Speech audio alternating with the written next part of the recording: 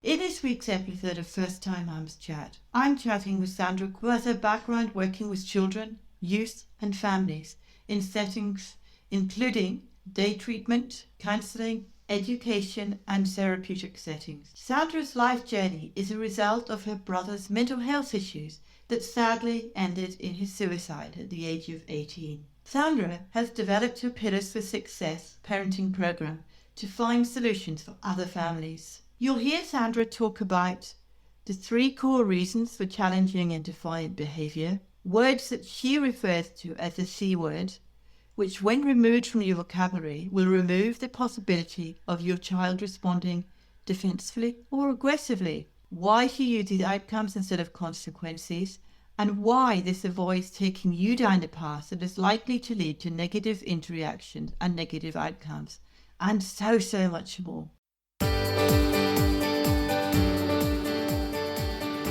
I'm Helen Thompson and welcome to First Time Mums Chat. I'm a childcare educator and baby massage instructor and know that being a parent for the first time is challenging and changes your life in every way imaginable. To help ease your transition into parenthood, I aim to offer supportive, holistic approaches and insights for mums of babies aged mainly from 4 weeks to 10 months old. My goal is to assist you to become the most confident parent you can and smooth out the bumps along the way.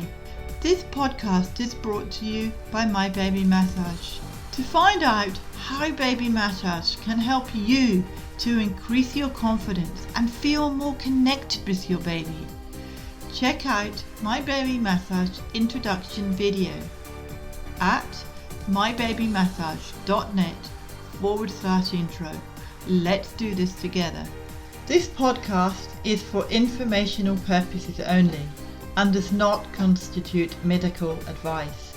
Please contact a medical practitioner if you are concerned or have any medical issues.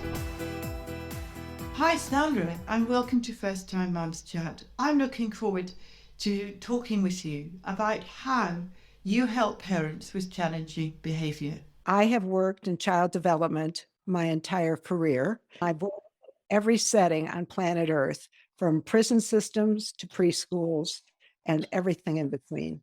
And this is what I found out. The principles of the Pillars for Success were developed as a result of experiences in all of these different settings. I've also directed day treatment centers. I mean, you name it, and I have done it. And I fostered children in my home for close to 30 years. And the children I fostered were children for whom no other placements were available because of the severity and complexity of their behaviors. And I had one young man come into my home at the age of 5.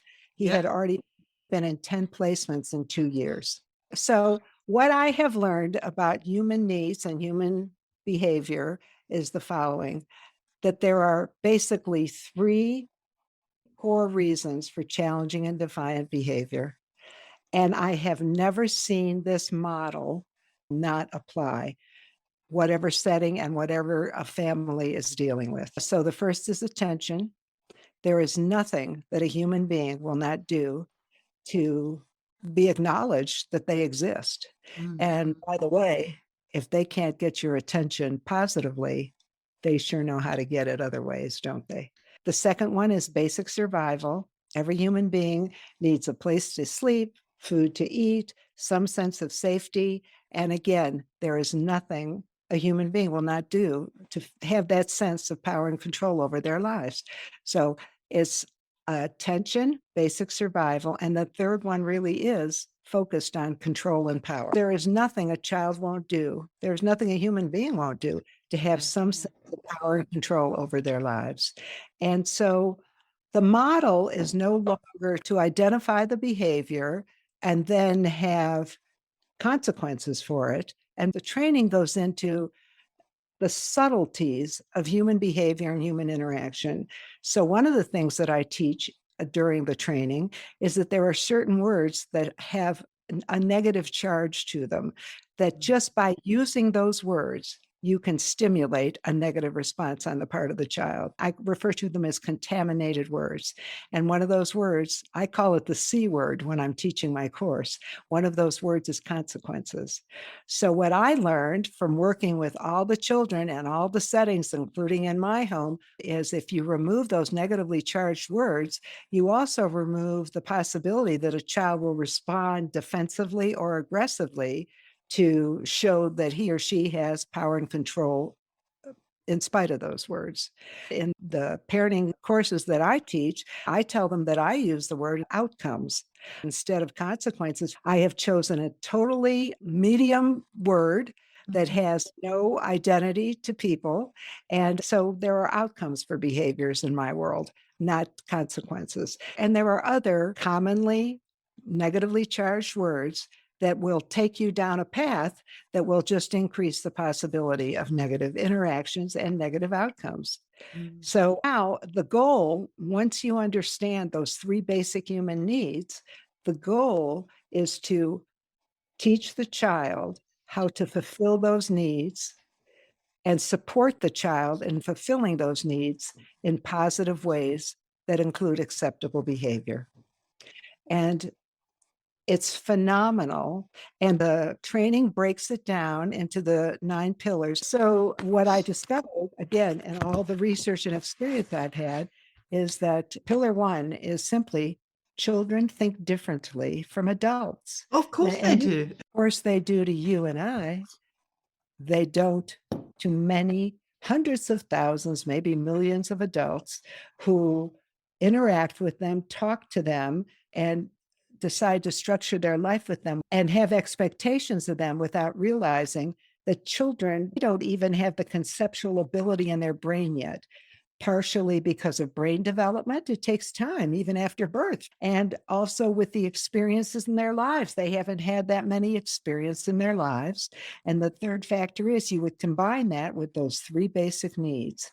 And so pillar number 1 is just explaining to families how and in what way without going into the science of it. I don't know about you, but I have never met a frustrated parent who wants to have long lectures and tons of information thrown at their way. What they basically want to do is find some way to get those needs met. It's unconscious. They're not aware of it, and they will do whatever is necessary to do that. So now here's another negatively charged word, the P word, punishment.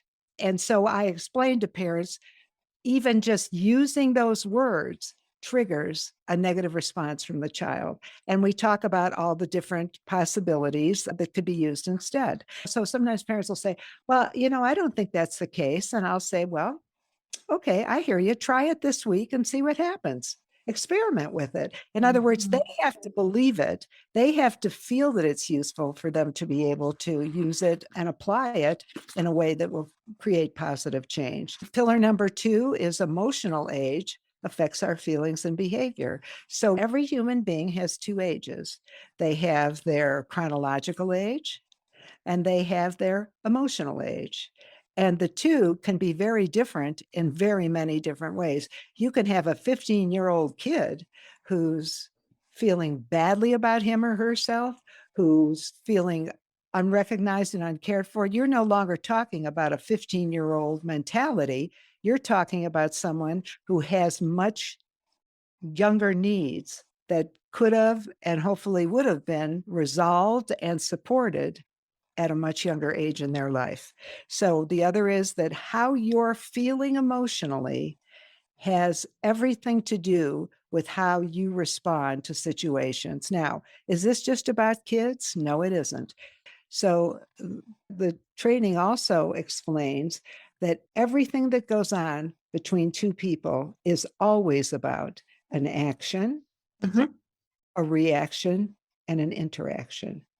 So now we're not just talking about whether our kid is acting out, being bratty, and driving us nuts.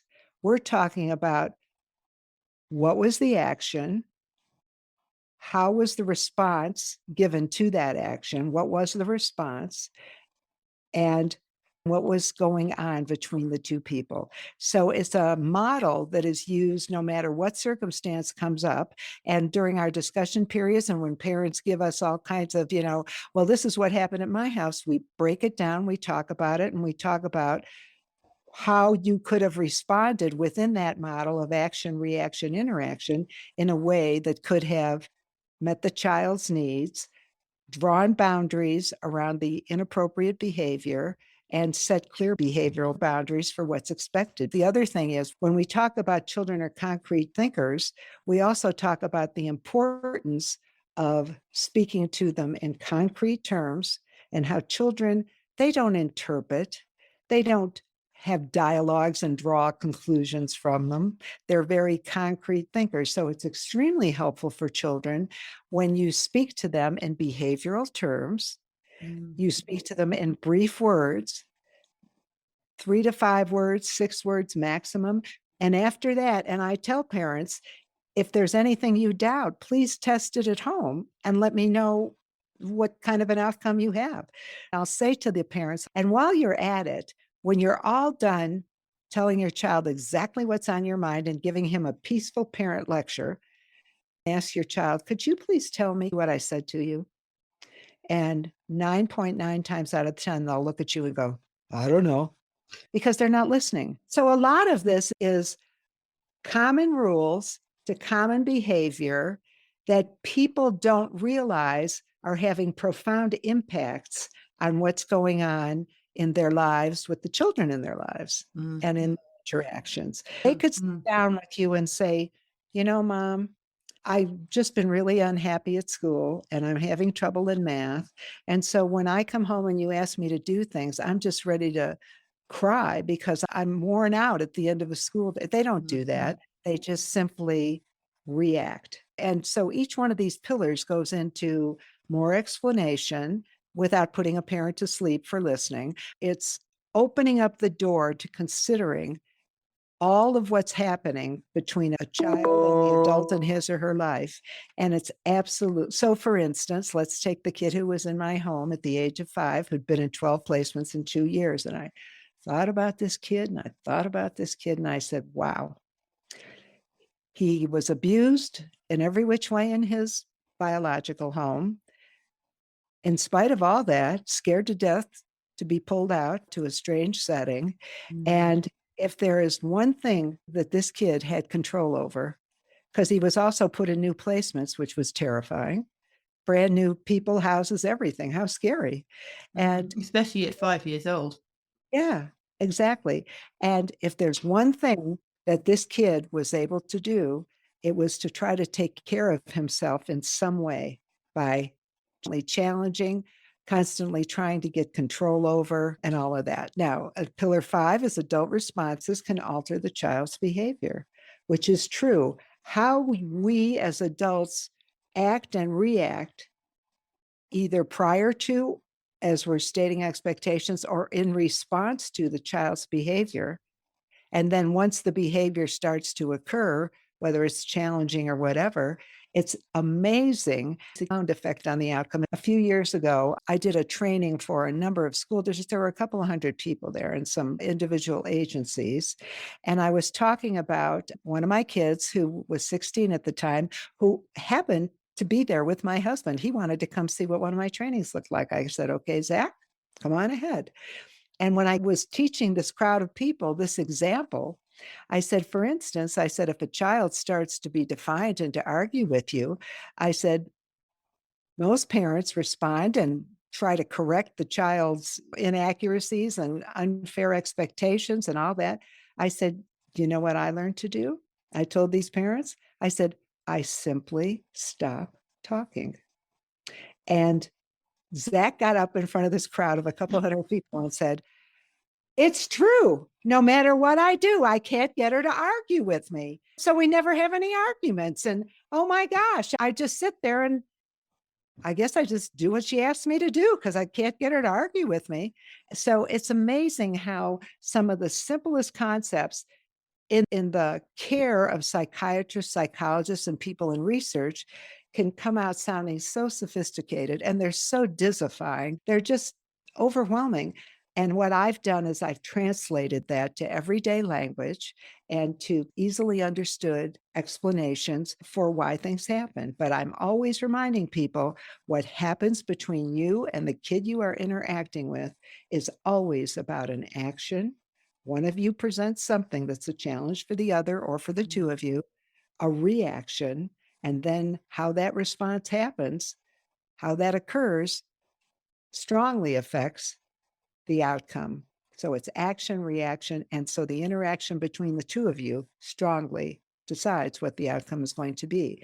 So maybe you can't control what your child presents, but you have 100% control over how you respond to it. And then pillar number 6 is how we communicate changes our messages. Pillar number 7 is success equals avoiding arguments, not winning arguments, but avoiding them in the first place. And there are many techniques that we teach parents and caretakers how to avoid the arguments.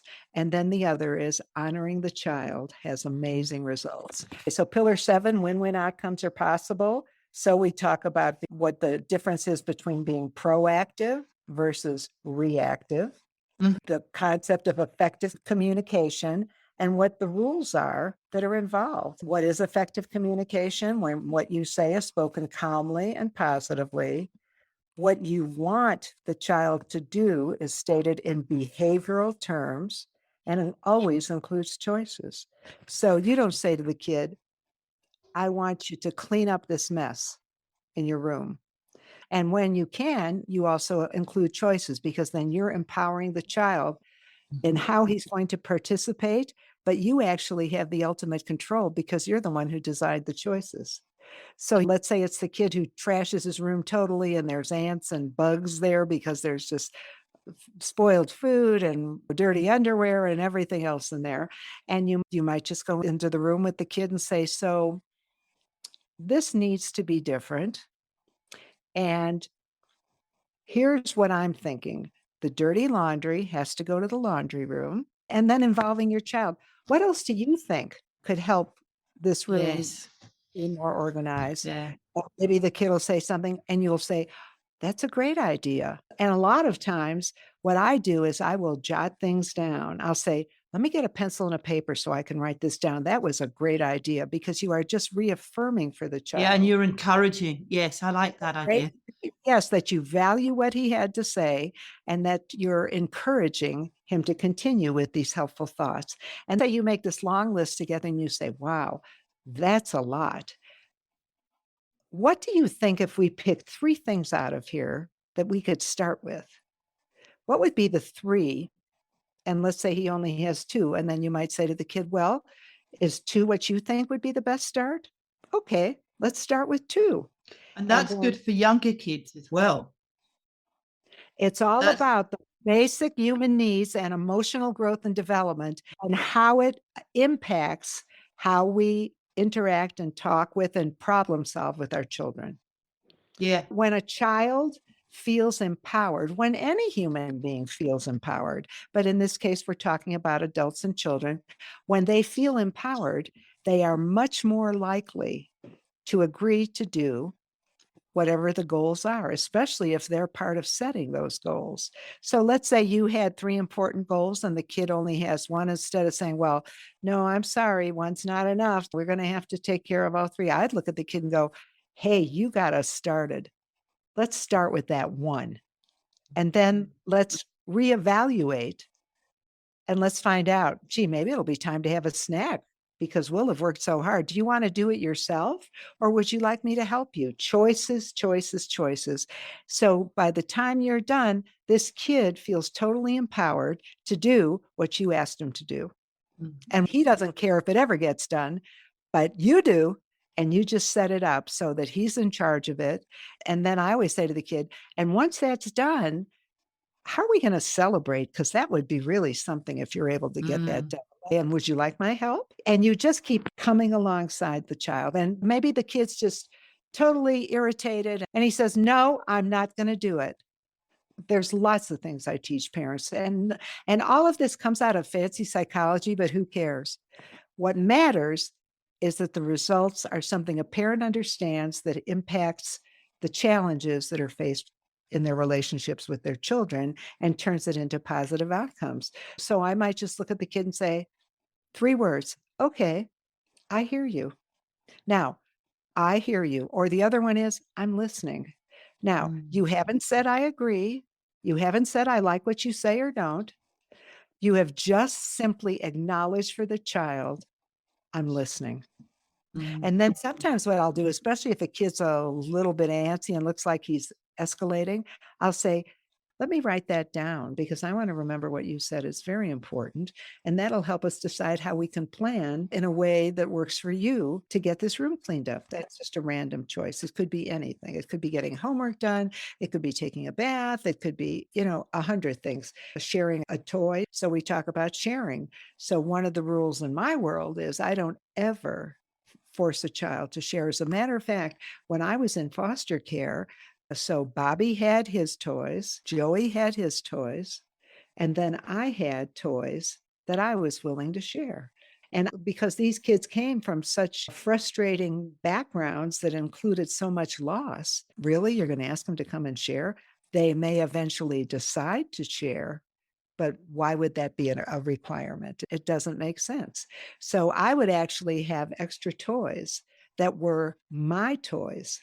And I would tell them that, hey, you know what? I have my own set of Legos and I'd be willing to share those. Would you guys like to do that? So let's say they start to share the Legos and they're fighting over this Lego or that. And I'll say, well, wait a sec, let me do this. Let me divide the Legos in half. And so, Bobby, you'll work with that half. And Susie, this will be your half. And then if you want to trade or something, you could decide to trade. But if you both don't want to trade, that's okay. You can let me know since they're my Legos and I'll help you decide how we can do that. Or maybe we'll decide to just put them away for now and do something different. So whatever is the complexity, and they all go back to those 3 major reasons: attention, basic survival, and power and control. Mm. And I do my best to support those children to find solutions to meet their needs and fulfill the requests that are going to make them feel better too. So it's just an entirely new way of looking at behavior and looking at the solutions to behavior. And it's amazing once you start filling those basic human needs, it's absolutely amazing how the child begins to come around. So there are all kinds of techniques that we can pull out of our experience as we learn how children, what their needs are, what our needs are. Because again, what happens between 2 people is never, never just about the behavior of one person. It is always about an action on one of them, and either the child in this case or the adult, or a child and another child. A reaction, how you respond to it, has everything to do with the final interaction and how that will be resolved. So what I do in the Pillars for Success is I take everything out of its old molds and I put it in new molds, like Jello mold types molds, not moldy molds. And I put it into a new system. And then we talk about, from the perspective of the Pillars for Success, how can we impact relationships between us, between our children with each other, between our children with other people, and that's it. So anyway, the whole point is I have taken the 3 basic human needs: attention, basic survival, and control and power. I have connected those to the behaviors and the needs, not just of the child. How about the parents? Same Mm. thing. Those are 3 basic universal human needs. You've got to work with each other. Mhm.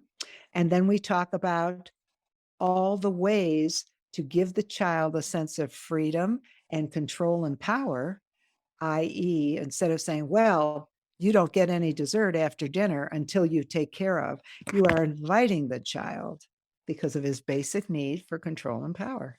Yeah. So instead of doing it that way, I might come ahead and say, well, how about if we just work on one part? And do you want me to help you with it? I'd be Mm. glad to help you with it. And if you don't want help, I'm perfectly fine with it. But let's just assume they're giving you a lot of negative. I might say, gee, would it matter if I helped you? You tell me what you think I could do to be helpful. You are constantly empowering the child, but you have never once dismissed the expectation. You haven't changed your expectation. You're just doing it in a way to avoid that challenging and defiant behavior. And it's amazing how you can turn things around. I used to have a child, the first child who came in placement, actually, I was director of a group home and I resigned from that job. And when I did, her social worker got in touch with me and asked me if I would take Jennifer in my home because she had so many serious failures in placements. And I thought about it. I'd never been in foster care. And I thought, whoa, I never thought about it. And I took Jennifer into my home.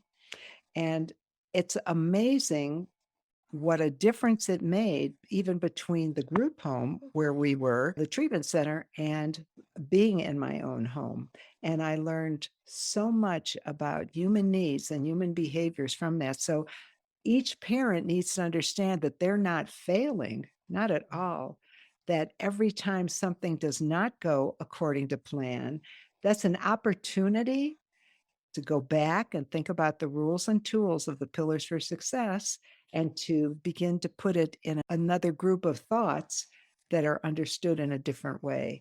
And there is never, and I mean never, been a time that we have not been able to find solutions to the most complex behaviors that children present. So, and again, it's never just the children, it's an action on the part of either the child or the adult or another child, a reaction. How you respond to that action is results in the interaction. So it's teaching the adults who are involved the rules and tools of what this is about.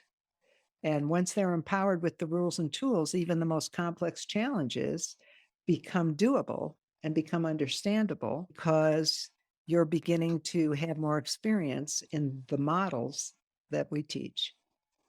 And that principle, from what you say, works both ways. A works from the parent side, B works from the child side, no matter how old they are, whether they're a toddler, a 5-year-old, or a teenager. These principles work with all Across children. And if you start when they're young, all human beings, not all children. well, then they'll have more of an opportunity to understand the On three the other basics. hand, if they don't figure it out or don't come in contact with the pillars for success until the kids are older and in desperation they were searching for a parent training, it just means that they need to realize that they are also working toward undoing what has already become a set behavior, which is very doable, but it's a different circumstance than eliminating the possibility that that behavior might become confirmed and repeated on the part of the child. But again, we also understand that it's not just about the children, it's about the adults too. We all have our different developmental levels and we all have our emotional responses. And the magic is understanding that so that you can step back and see what's going on from an entirely different perspective. It is not just about that bratty kid who's driving you nuts. Not at all. It is very much about an action, a reaction, and an interaction.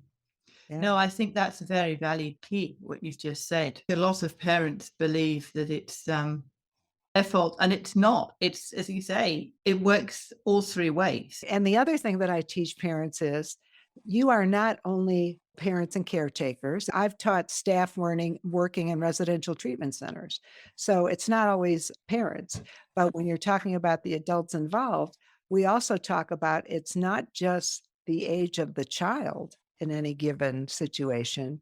It's also where are you at and your ability to look at that and to begin to analyze, because the less you try to defend yourself. And so, in other words, when I would work with staff and have staff trainings and as a day treatment director, whatever, it was never a shameful thing for an adult to say, this is what happened. And I didn't look at them and say, well, no wonder it happened. I say, wow, that's brilliant that you were able to identify that. And now let's take a look at the impact that's having on the challenges that that child is presenting. Yeah, so everything is completely turned around. So it's not about anybody's fault.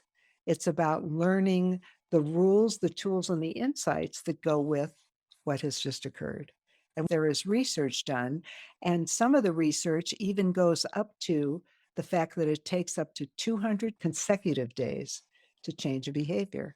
So this idea of constantly slipping back requires a lot of patience because gradually you will be able to establish the predictable pattern as you sharpen your skills too of how to help those on the part of the child, whether to fulfill needs or to protect himself or whatever it is, how to have those be more predictable and reinforced more. It's a celebration. It really is a celebration to work with children and to work with families and staff and to have things very often do a 180, a complete reversal. You've got a world of experience with that, as I've picked up. I've learned and I'm beginning to do those kind of things. I've worked in childcare since 1988, so I've got a world of experience, but we're always learning. Always learning. And this, again, takes everything you've learned and everything that I had learned, but began to question. And it erases all of those old combinations and has created a new set of combinations with a totally new way of understanding the meaning of what is occurring. You look at it from a different perspective, it's just amazing what you can achieve and help the child achieve. Yeah. Yeah, I think that's so true because I think a lot of parents find that hard. We don't think about it until somebody tells us. It's not that I'm a bad parent, and I will tell parents that. It's not that you did a bad job. No. It's that you didn't have the tools. I don't even say you weren't using the right tools. That's like saying you used broken tools, dumbbell. So I don't even say it that way. I say it's because the tools that you were so experienced with from the way you were raised weren't always effective. And so what I've done in my career is constantly tried those tools and new tools over and over and selected the ones that were most effective. Yeah, and select the ones that work for you. So it's an entirely new perspective and it has an entirely new outcome. And it's very exciting. So with your 2 books, are they available on Amazon? How does somebody get in touch with you? Yes. So they could go to www.pillarsforsuccess.com and they could get in touch with me. There's an access address on the website, but they could also just simply email me at skwesell, Kwesell, @hotmail.com. And we could get from there. Okay, thank you. Sandra certainly shared many great tips and insights during our chat. And you can learn much more about her Pillars for Success parenting program by going to her website. I've included links to her website and social media in the episode show notes, which can be accessed at mybabymassage.net/podcast/094. Please help me spread the word to other mums by rating and reviewing my podcast on Apple Podcasts. This helps me support more mums, yes, just like you, for a smooth journey into the exciting world of parenthood.